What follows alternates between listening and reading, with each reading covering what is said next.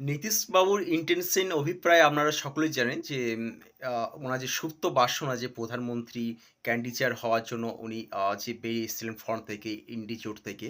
তো সেখান থেকে আমাদের একটা জিনিস আমরা বুঝে গেছি যে ওনার অ্যাম্বিশনটা হাই। কে না বলতে পারে যে উনি ডেপুটি প্রাইম মিনিস্টার বা প্রাইম মিনিস্টার ইভেন পদ চেয়ে বসেন। তো সেক্ষেত্রে আমাদের দেখার বিষয় এই জিনিসটা আমাকে বুঝতে হবে যে ম্যাজিক ফিগার কিন্তু ২৭২ সেক্ষেত্রে বিজেপি এককভাবে লা ইটস লার্জেস্ট সিঙ্গেল পার্টি হিসেবে ডিক্লারেট করেছে ঠিকই।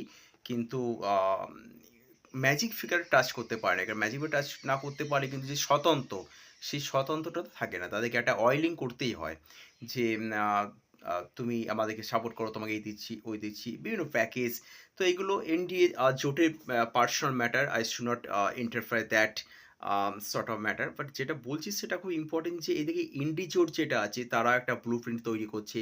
আর নেক্সট স্টেপ কি করা যায়, কিভাবে প্রেশারাইজড করা যায়। যেহেতু ম্যাজিক ফিগার টাচ করতে পারেনি। লার্জেস্ট পার্টি হিসেবে ডিক্লেয়ার হয়েছে, ওকে।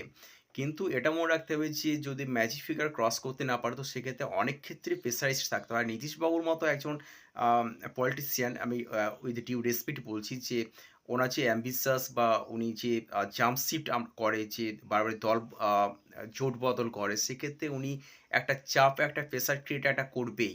তো সেক্ষেত্রে আমাদের নেক্সট যে ইয়েগুলো মিটিংগুলো সেগুলো আমাদের চোখ রাখতে হবে কি হচ্ছে। আর সবাই ভালো থাকবেন, শান্তি রাখবেন, শান্তি বজায় রাখবেন। Take care.